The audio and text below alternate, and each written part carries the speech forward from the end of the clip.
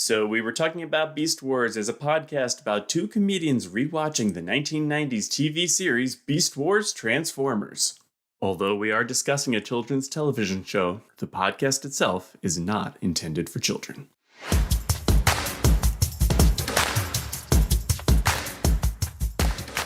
Hey everybody, thanks for joining us. We have a special guest for the first time. We are joined by our friend Dr. Kevin Impellizzeri. We know him because we are frequent contributors to his podcast, Scandalous Games, which you should all check out if you like our humor at all. Again, thank you, Andy, for letting me on. I'm Kevin Impellizzeri. I am a historian. I'm a podcaster. I'm the host of the show Scandalous Games, which Phil and Andy have been on lots of times. It's a show about video game history told through the lens of controversies. So moral crusades, backlashes, anytime that people have gotten hot and bothered over video games, we try to talk about it through a humorous lens and also try to place it in larger, social, cultural, historical context. So hopefully, be entertained and learn something in between about 30-year-old Simpsons references. Did somebody say something about getting hot and bothered? This Apetimus here. Hey, who are you? Oh, that's a large ape there. Hi, Apetimus. I'm Kevin. Very much an honor to meet you, a longtime listener. Did you say something about video game history? Well, yes, I did, Apetimus. Are you interested in video game history? I have one question specifically. Who the fuck is this Donkey King? He is some sort of ape-based king? Is that correct? Donkey King? That sounds reasonably accurate to me. Some people have tried to tell me his name is Donkey Kong, but don't lie to protect my feelings. Kong don't make no sense. I know it's king. He can be king of the donkeys, but aside from that, I gotta tell you, I'm getting tired of this crap, Kevin. I saw this nature special the other day with one Jane Goodall called The Great Apes. Great Apes? Ain't no great apes, plural. There's only one great ape, one primate, one main monkey, one pimp chimp versus all these simp chimps. One macaque you don't want to attack. One mandrill with all the frills. One bonobo, and messing with him is a no-no. One baboon who's not gonna swoon. The one, the only, Apetimus Prime! That is an impressive amount of ape and primate words. Well done, Apetimus. Apetimus out. Ooh. Kevin, you got off pretty light there. Phil and I are lucky when he doesn't outright physically assault us. I think he was on his best behavior. Hey guys, I just got a hold of the microphone again. Kevin, I think you did really well there. You did better than I did my first time. Yeah, honestly though, given his reaction to that documentary, I'm surprised Apetimus didn't just call her Jane bad all. So we were talking about Beast Wars.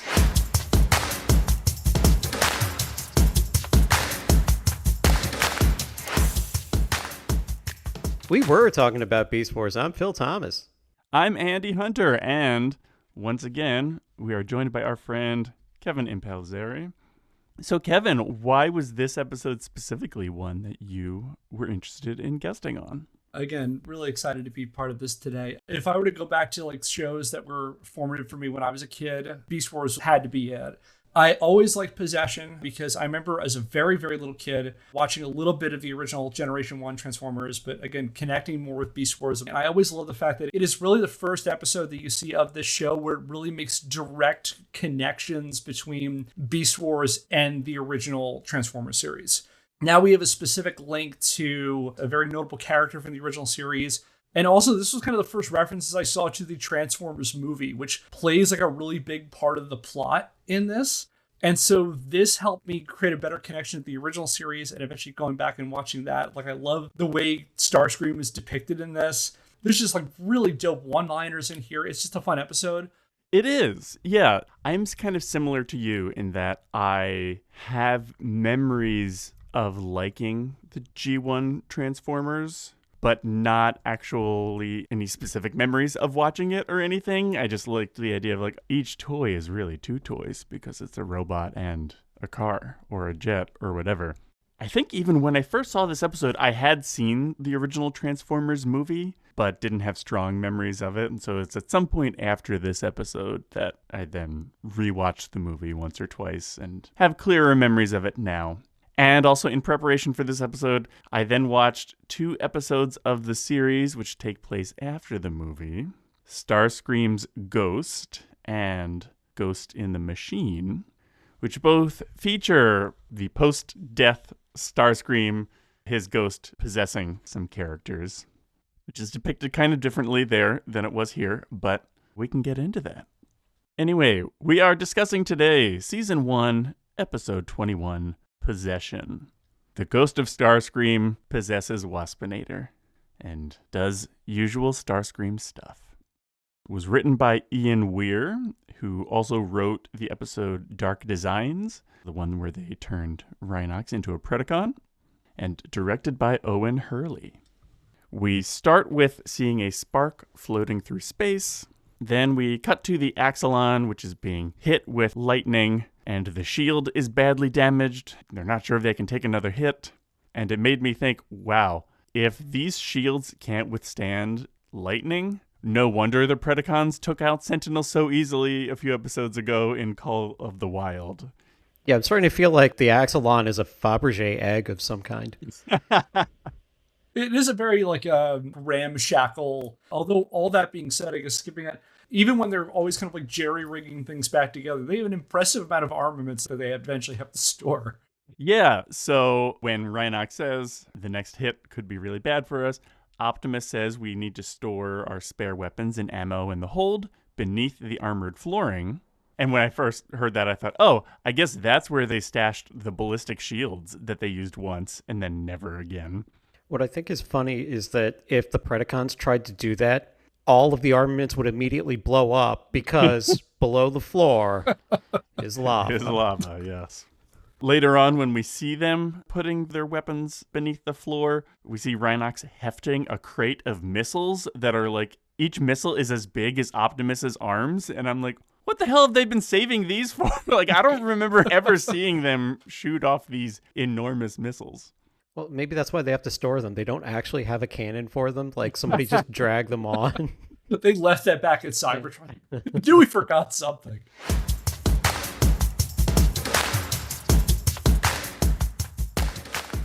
We cut over to the Predacon base, which is also being hit by lightning. That mysterious spark enters the Predacon base along with a lightning strike. The lightning strike kind of electrifies a computer terminal that Waspinator is working on and blasts him. It's a cute moment where Megatron asks for a damage report, and when Waspinator talks about how he's doing, Megatron's like, not you, damage report for the computer.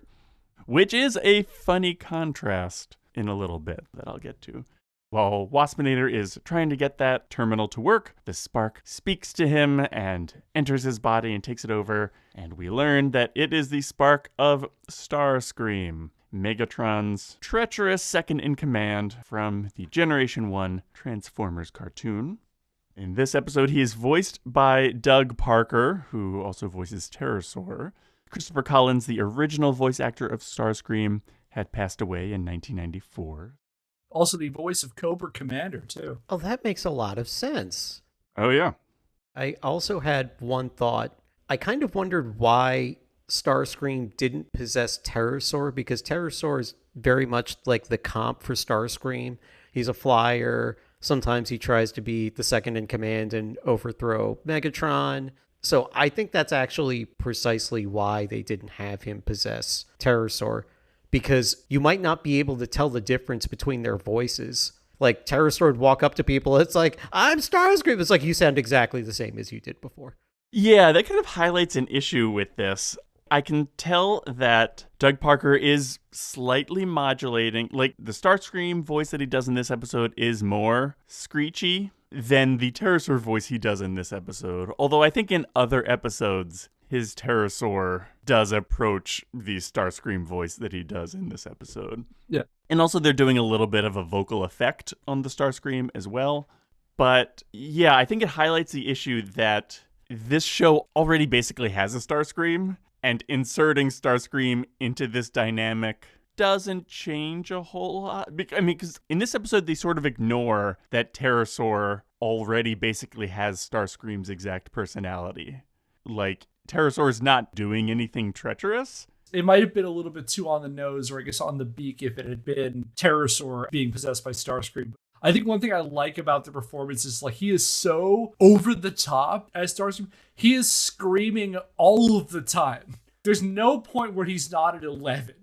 If I could step back for a second, again, talking about this dynamic between Starscream and Waspinator, one thing I thought was pretty funny when Starscream comes out of the computer and possesses Waspinator. You can see Waspinator is like glowing and shaking back and forth. And Pterosaur is just watching this.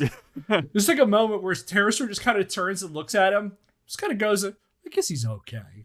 Yeah, that's Predacon loyalty for you. Starscream identifies himself to the other Predacons, and he lies about how he died, which those of us who were familiar with the movie and the old show would know he was lying at this point. He says he died defending the OG Megatron from Unicron. And he pledges loyalty to Beast Wars Megatron and says that he can show how to help defeat the Maximals. And of course, those of us who are familiar with Starscream know what it means when he pledges his loyalty to you. Yeah, Kevin, do you want to give people the backstory on exactly how Starscream died in the movie? So the movie begins with this epic battle of the Decepticons attacking the Autobots on Earth. Optimus Prime and Megatron just beat the hell out of each other. Optimus dies during it. Spoiler alert. During it, Megatron is very severely wounded. They're traveling back to Cybertron, and Starscream dumps him out into space. He's picked up by Unicron, who reformats him into Galvatron.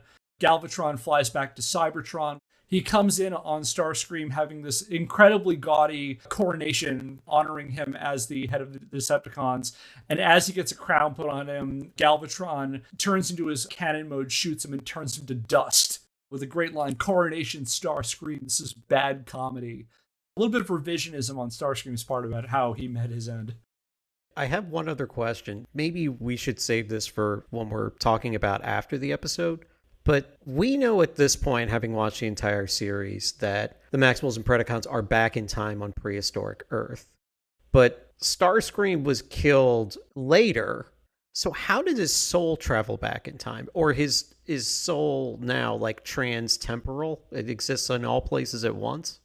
He mentions when they ask him how he got there that somehow he kind of transcended time and space. So I guess, sci-fi magic, transwarp space. Now he's back in time. A wizard did it.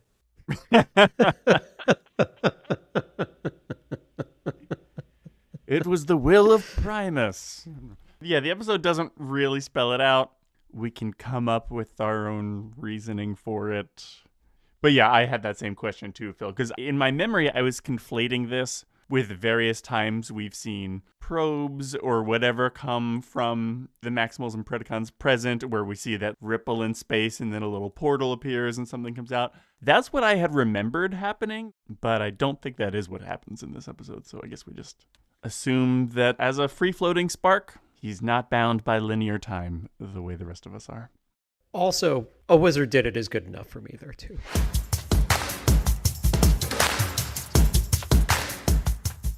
Back at the Axelon, the Maximals are camping out at a hull breach. They have a combined hull breach and partial sensor loss, so they all just have to be at the hull to defend it because they can't sit in their bridge and monitor it.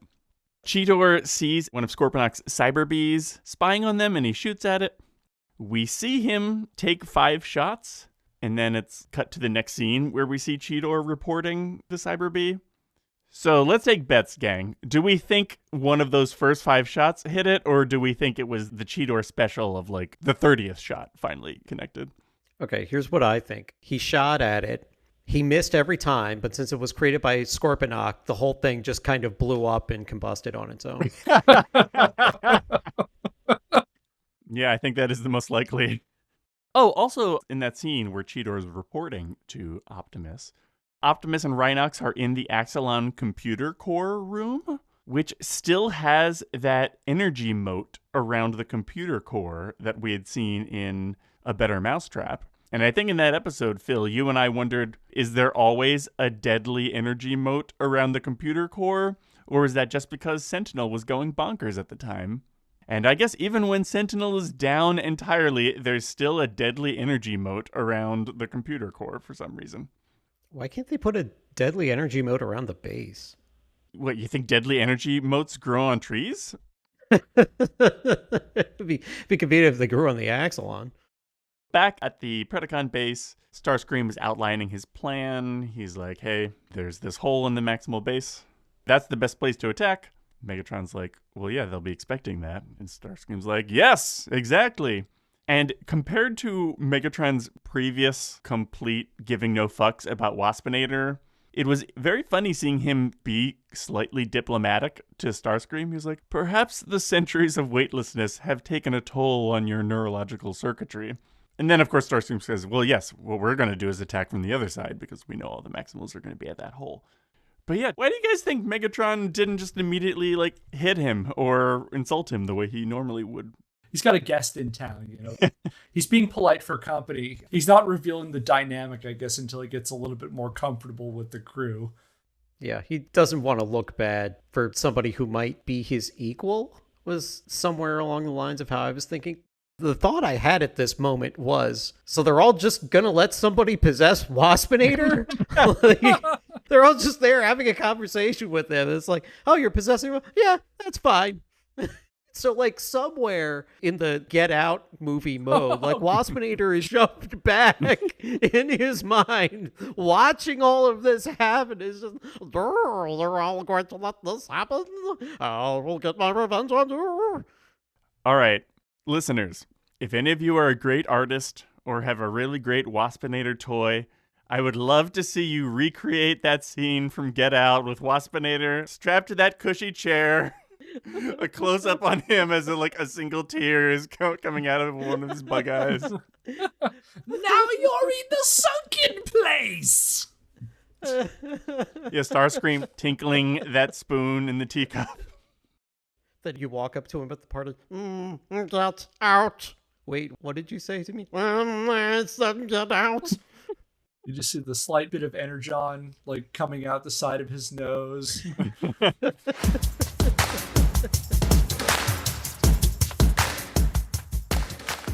So the Predacons attack. The Maximals are indeed caught unawares. They engage in battle. It was kind of cool to see Optimus transforming while diving through that hole in the roof into the computer core room. But unfortunately, I felt like the framing of the shot didn't make the most of it. Usually they just are standing in place when they transform, so it was neat that he did it mid-dive. But again, I felt like it could have been played off as cooler. He is coming off a bit of a Matrix dodge. I mean, this is where they fire a missile up at him. He just kind of tilts his head at the last second as the missile goes by. Yeah. The Predacons do ultimately force the Maximals to flee the Axelon. Optimus says to wait for his signal, and Rat Trap says, yeah, I need any help knowing how to flee cowardly. So the Predacons are happy to now have taken over the Axelon as well. Megatron and half the group are going back to the Predacon base, and he's leaving Starscream in charge of a contingent here at the Axelon. Megatron does wisely still have a bit of suspicion. Starscream needs to still prove himself. He says to Scorponok, keep an eye on him. But once again, he's saying it right in front of the target of his suspicion. I don't know if you remember back in The Trigger, we talked about how he said to Scorponok, keep an eye on Black Arachnia. And here, we literally see Starscream just on the other side of the table. The shot is framed that we just see him in between Megatron and Scorponok. It's funny. Andy, you and I both knew somebody in high school where, when you want to say something discreetly to somebody, you cover the part of your mouth that is facing that person. Yeah. This guy did not understand how that worked. So whenever he wanted to whisper something, he would always put his hand on the side of his face that allowed the person to hear it even better. I felt like he wrote this scene. We cut over to the Maximals regrouping in the jungle. They're talking about Starscream. Optimus doesn't know much about him because the Maximal Elders classified all records of Starscream. But cutting to at some point in season 2 when they introduce Rampage, doesn't Optimus say Rampage is the result of maximal experiments to try to recreate Starscream's eternal spark? It seems like there's not a lot of consistency among the characters on both sides of roughly how much they know about Starscream. I find myself wondering in this episode, does Megatron know about Starscream's reputation? Because it didn't take Black Arachnia very long, it seems, to figure that out. Dinobot seems to know. And yeah, I think you're right. Later on, I think they established that the whole thing with Rampage is that they wanted to scientifically engineer a Starscream. Okay, so at this point, knowing what we know about the future seasons, does Megatron know they're on Earth or suspect they're on Earth? And if that's the case, is there some sort of play he's making where Starscream can somehow help them take over the Nemesis? From what I'm remembering about the beginning of season 2, that is when Megatron learns they are on Earth. Because I think everybody was equally thrown off by the appearance of the mysterious second moon. Yeah, I don't think they realize that they're on Earth until the second moon is gone. Yeah. Maybe Optimus does know about Starscream, and he's just like, well, even though Starscream is here, I can't let on that I was privy to this classified information. But anyway, Dinobot fills them all in about how Starscream was, in his words, the most notorious traitor of all. And so Optimus immediately realizes what it means that Starscream is now pledging loyalty to Megatron. Back at the Axelon, Black Arachnia tells Starscream that she knows his story is BS, but she claims that they can work together against Megatron. But one thing, in this scene, there's a strange animation issue and another weird animation issue later on. Some of the gold from Black Arachnia's face seemed to kind of be clipping through the side of her black helmet thing that covers her cheeks. And then later on, when the Maximals show up and are talking to Starscream, it's like a far shot, so you don't see Optimus's face clearly, but I don't think his mouth is actually moving when he's talking. So they had to create a new Starscream model for this episode. They had to create a Unicron model. I wonder if just the animation team was just a little bit behind and they couldn't fix every single bug that came up the way they usually would be able to. Yeah, or between the plot and some of the animation issues, maybe they did all this during the company party. Or maybe they were deliberately trying to evoke the old Generation 1 cartoon, which I believe was kind of notorious for having a lot of animation inconsistencies. It was a nostalgia play. Yeah. There's just suddenly 2 Rhinoxes in the background for no reason.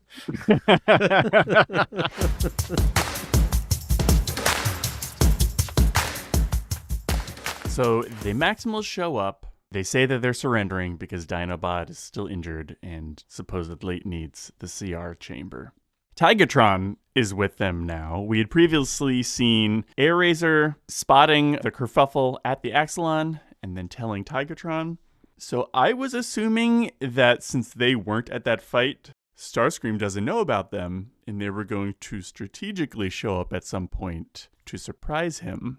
But instead, Tigatron is now just unceremoniously part of this convoy, and then later on we see Airazor unceremoniously part of the team doing something later. So I thought that was kind of like set up, but that didn't pay off. Yeah, that's actually a really good point. I didn't put any of that together, but now that you mention it, tactically, they did not get their money's worth out of that.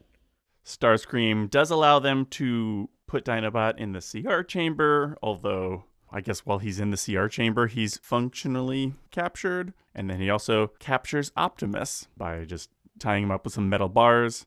And then he orders the other Maximals to go attack the Predacon base because Starscream's gonna Starscream. And he's not content with just ruling one base when he could rule everything. There's a moment here I really liked. Got kind of like a Empire Strikes Back vibe in the exchange that Starscream has with Tigatron, where he says, Optimus Primal's my prisoner or whatever. And there's an exchange I wrote as if we had an agreement, Starscream. He says, and now we have another one. And I got a very pray I don't alter it any further kind of vibe from that, which I thought was kind of cool. This is all going according to the Maximals' plans. And I think Optimus here reaches at least Apetimus threat level 6 when he just flexes himself free of those metal bars that are bolted to the wall. Oh, hey, Andy, can I jump in for a second? Oh, yes, please. That didn't register on my threat level because that's usually how I get out of bed and take off my pajamas. I'm like, oh, brand new day. Beep, beep, beep. And then they just all pop off. I figured I would give you a little bit of some insight into how I get out of bed. Apetimus out, brother. Thanks for mentioning me again. So anyway, I know Apetimus wasn't particularly impressed by it, but I enjoyed seeing him just flex his way free from those. And we get a nice payoff to the setup of them stashing their spare weapons, because Optimus is now accessing that floor hatch to get those weapons. Doesn't do anything with those giant missiles, but he does other stuff. Meanwhile, the other Maximals under Starscream's orders are futilely attacking the Predacon base. Starscream has video access to watch this, and it just made me wonder, like, now that they've taken over the Axelon, have they juiced up the Axelon sensors? Or is it, you know how it's like extra clear in the air after a rainstorm? Is it just like after an Energon storm? Is there just like a lot less Energon interference for a little bit? But then Optimus shows up, chases Starscream and Black Arachnia out. Of course, Starscream just runs away himself, leaving Black Arachnia to fend for herself. Optimus tries to contact Rhinox, I guess, to call off the attack on the Predacon base, but he can't reach Rhinox. There's too much interference, which now makes me think maybe the Predacons did just like juice up the sensors, but then since Optimus blew up that computer console, the Axelon briefly had improved sensors and now does not again. Man, that is a major plot point. The Maximals always having terrible, terrible sensors. Yeah, except the times that they don't. Sometimes they just are able to communicate freely across long distances. And it's always about what the plot requires. And other shows are the same way that involve made-up technologies. Like Star Trek, sometimes you have to get a delayed recorded message from far away. And other times, Picard is just able to have a live conversation with an admiral. What are the rules? Whatever the plot needs.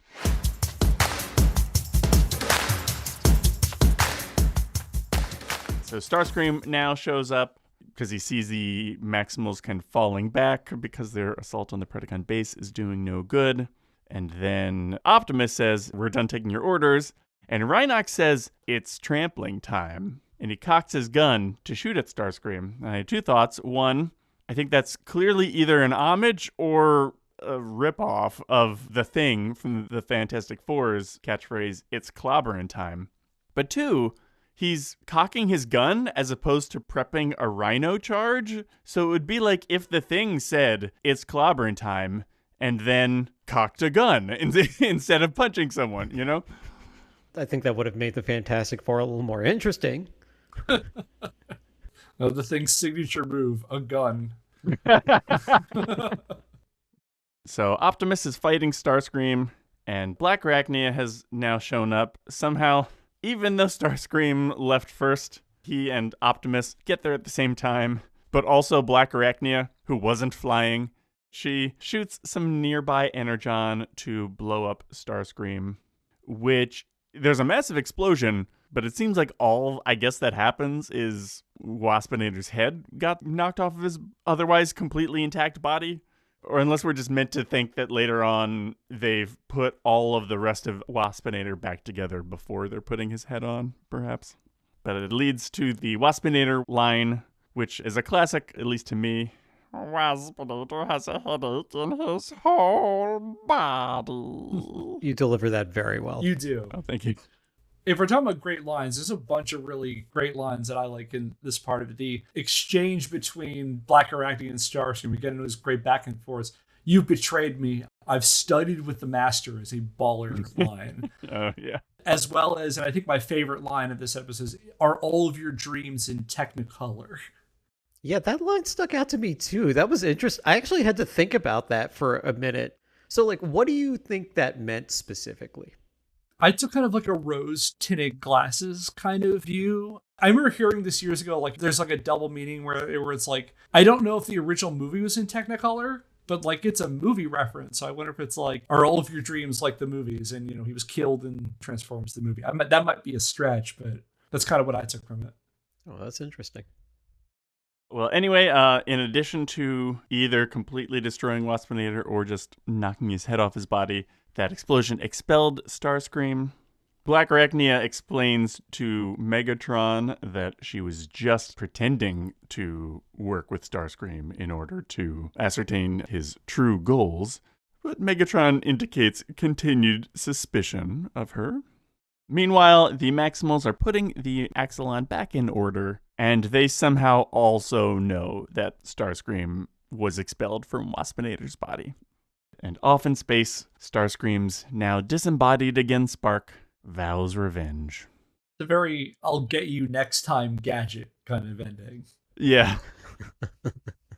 Do either of you have any other thoughts before we move on to Beast Wars Bingo?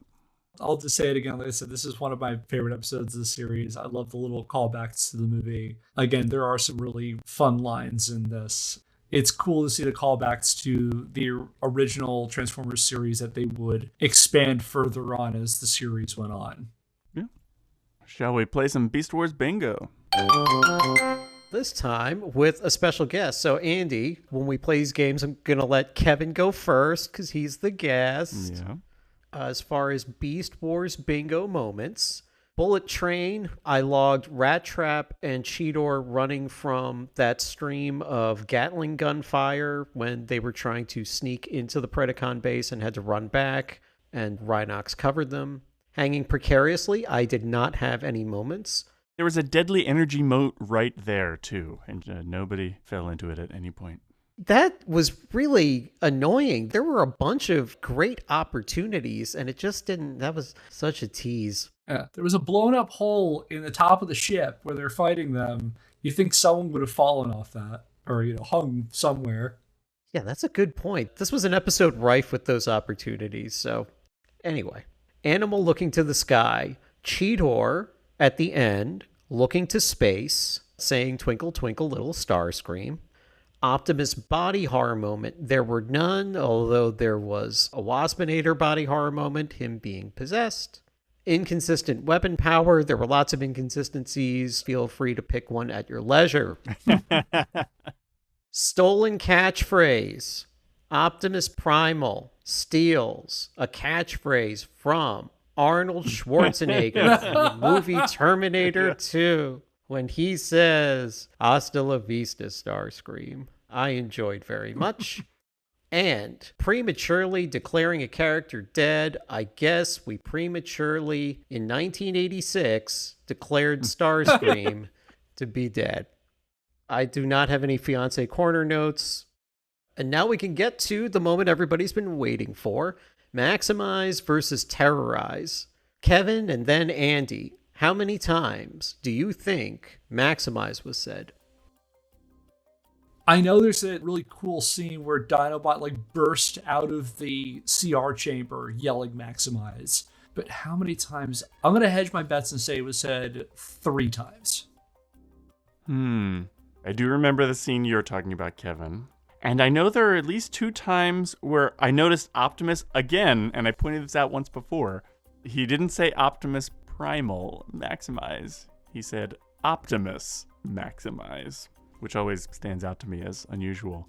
So, yeah, so I do remember at least those 3, and I'm going to guess there was one more somewhere. So I'm going to guess 4 Maximizes.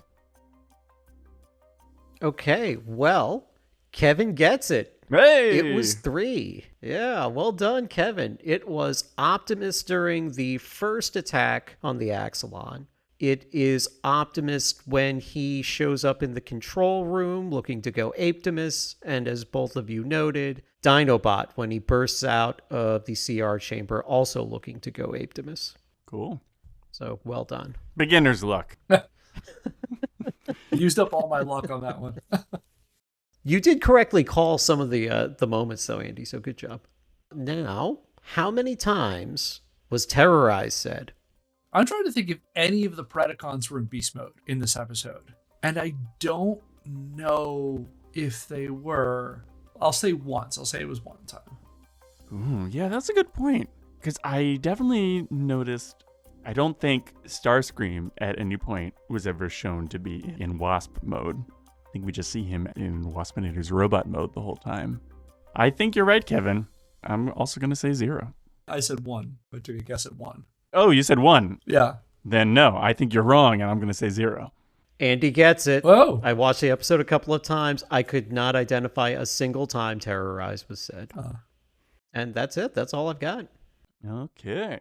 So once again, Kevin, thank you for joining us. Can you tell our listeners where they should find you online? Thanks for having me. Again, I'll plug Scandalous Games. If you like Andy and Phil, like I know you are if you're listening to this, check that out. They're great on that. We talk about all sorts of fun history topics centered through video games, video game controversies, but we go on all sorts of fun tangents. You can check that out wherever you get your podcasts. You can check out show notes and sources for the show at scandalousgamespodcast.wordpress.com. And if you have an idea for a topic for an episode, you can reach me at scandalousgamespodcast@gmail.com. Excellent. Yeah. So thank you again for joining us. And thank you, listeners, for listening. Please subscribe, rate the podcast, and spread the word. Reach out to us at beastwarstalk@gmail.com, especially if you have a question for Apetimus, and he'll answer it on the show. Until next time, I'm Andy Hunter. I'm Phil Thomas. And I'm Kevin Impellizzeri. And now we have talked about Beast Wars.